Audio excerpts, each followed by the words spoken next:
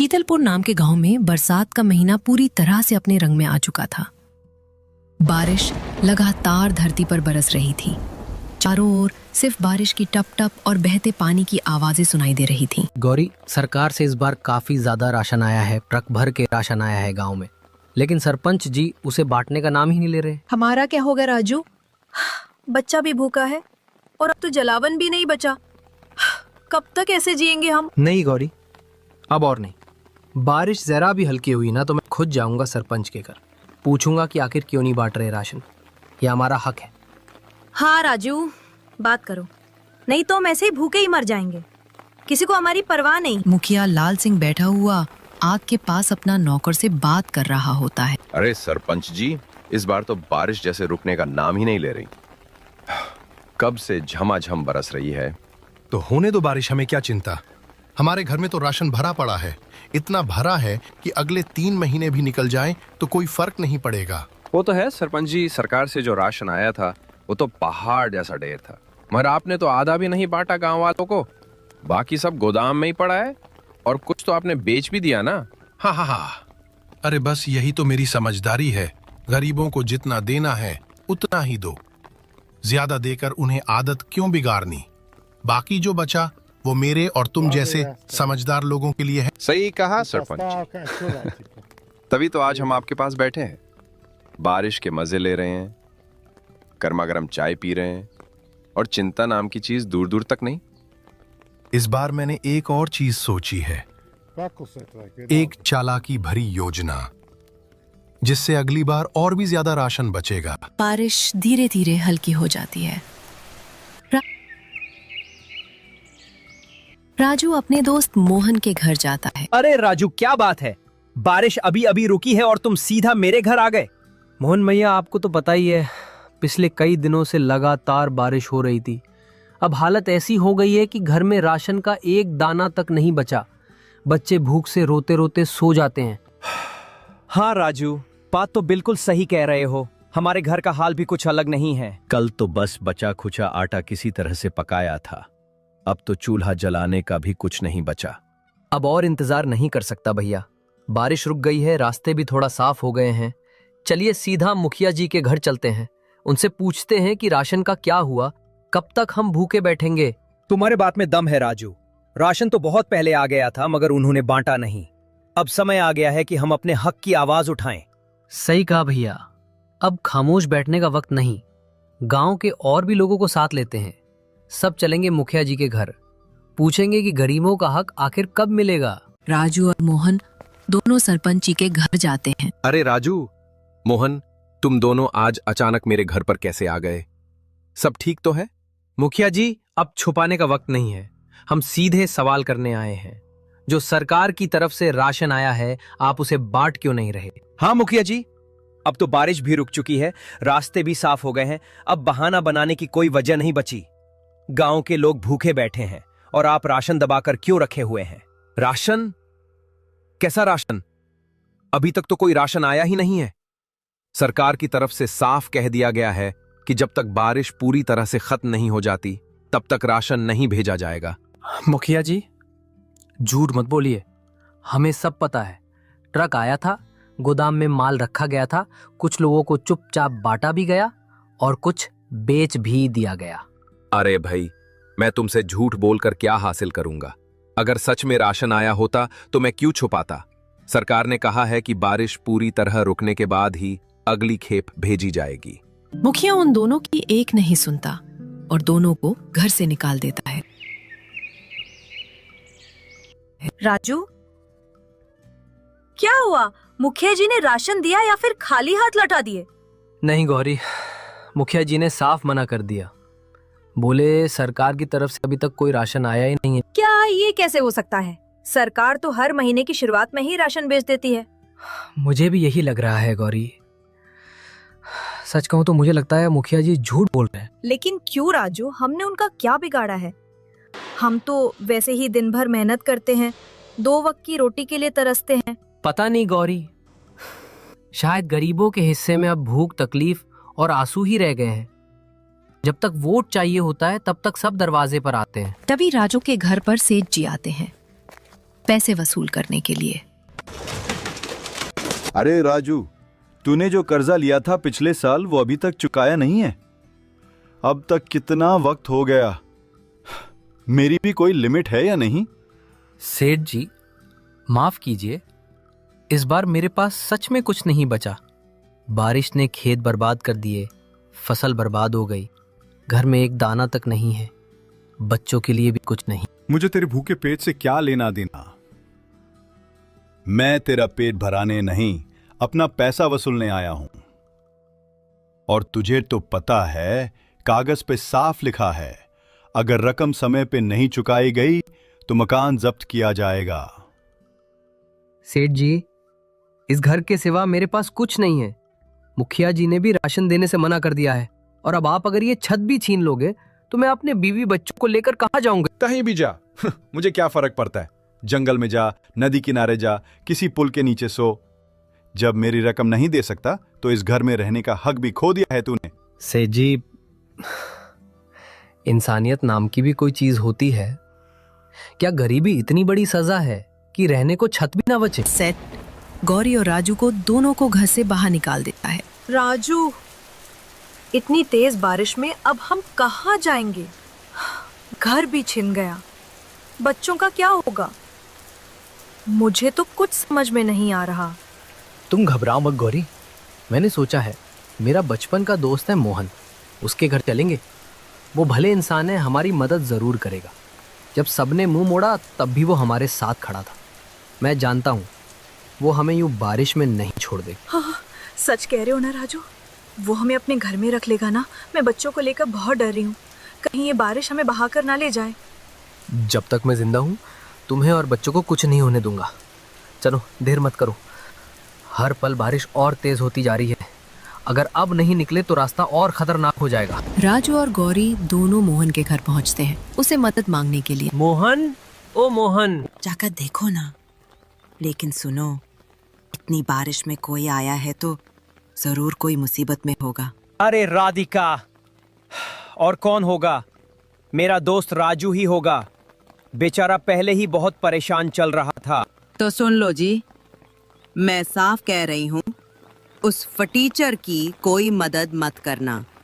वो हर वक्त रोता रहता है, बस दुख और मुसीबत की पोटली लेकर आता है।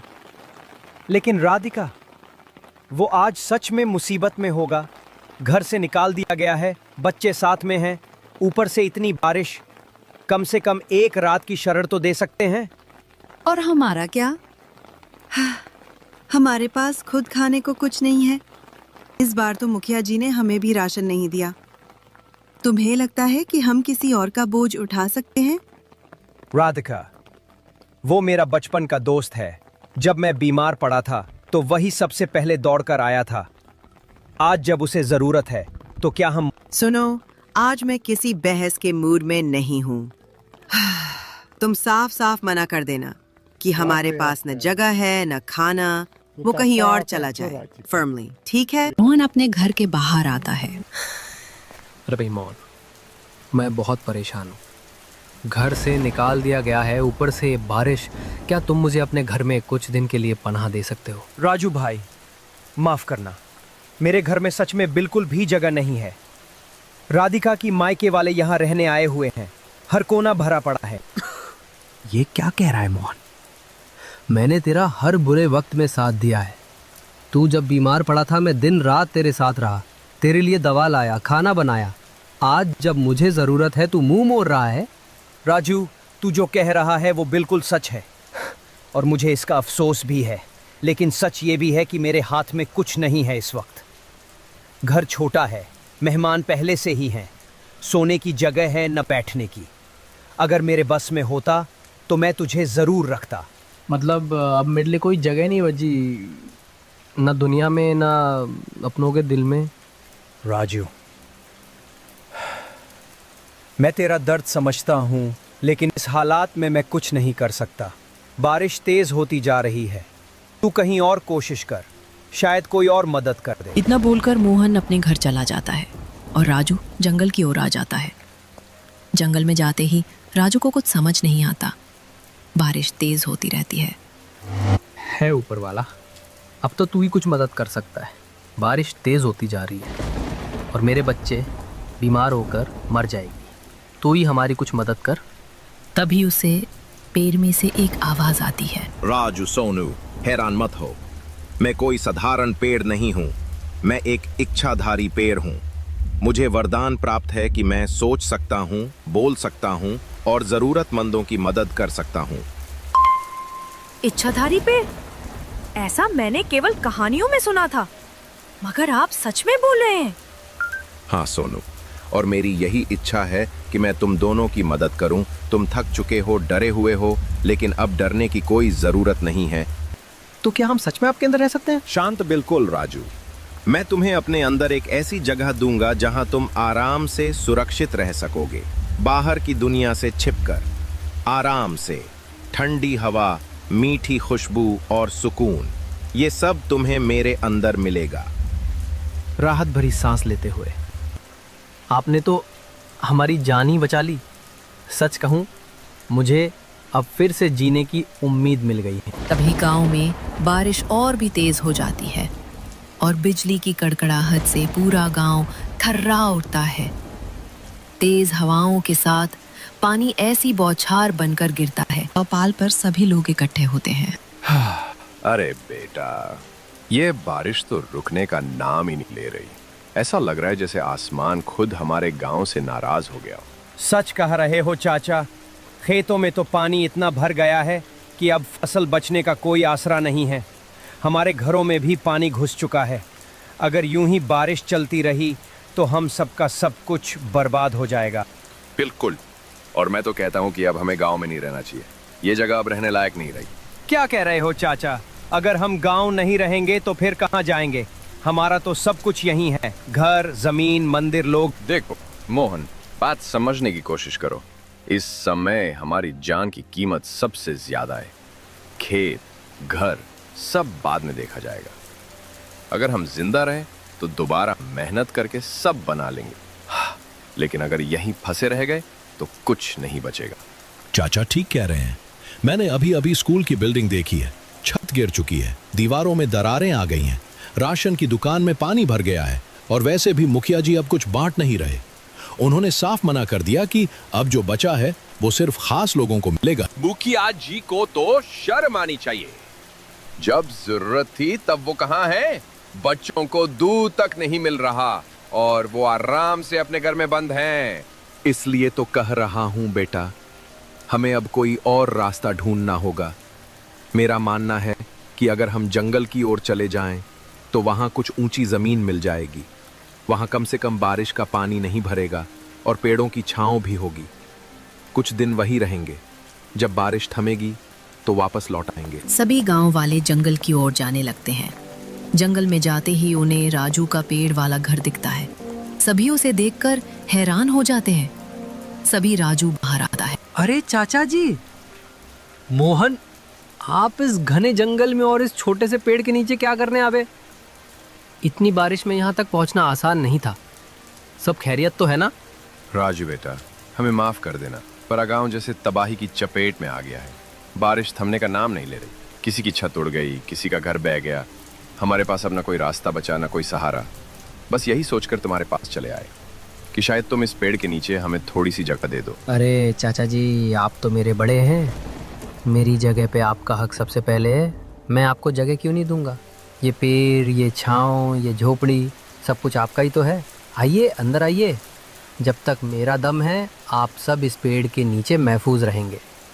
राजू बेटा, तेरा बहुत बहुत धन्यवाद। तेरी ये झोपड़ी आज हमारे लिए किसी मंदिर से कम नहीं है। यहाँ सब कुछ है, छत है, दीवार है, बरसात से बचाव है। बस एक ही कमी है, खाने को कुछ भी नहीं है। सरपंच जी, कृपया समझने की कोशिश कीजिए। ये पूरा गांव खाली हो चुका है। हर दिशा से पानी गांव की ओर बढ़ रहा है। अब सिर्फ आप ही बचे हैं जो अभी तक यहाँ रुके हुए हैं। लेकिन क्यों खाली करूं मैं? मेरा घर अभी भी ठीक ठाक खड़ा है, कोई दरार नहीं, कोई नुकसान नहीं। गांव वालों के पास पक्के मकान नहीं थे, इसलिए वो डर कर भाग गए। लेकिन मेरे पास सब कुछ है, मजबूत दीवारें, भरा हुआ राशन और छत जो अब तक टिकी हुई है। मुखिया जी, बात सिर्फ दीवारों की नहीं है, ये प्राकृतिक आपदा है। बारिश रुकने का नाम नहीं ले रही, नदियां उफान पर हैं। अगर बाढ़ गांव में घुस आई या आपकी छत गिर गई तो उसका जिम्मेदार कौन होगा? शायद तुम ठीक कह रहे हो। कभी कभी इंसान अपने घर की दीवारों पर इतना भरोसा कर लेता है कि ऊपर वाले की चेतावनी भी उसे सुनाई नहीं देती।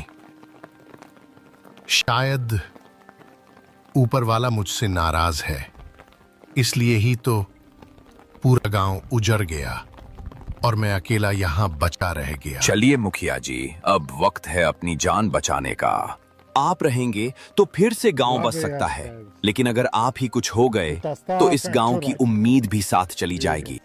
ठीक है बेटा, चलो छोड़ देता हूं मैं भी इस गांव को, लेकिन वादा करो जब बारिश रुकेगी, जब सूरज फिर से निकलेगा तो हम मिलकर इस गांव को फिर से बसाएंगे।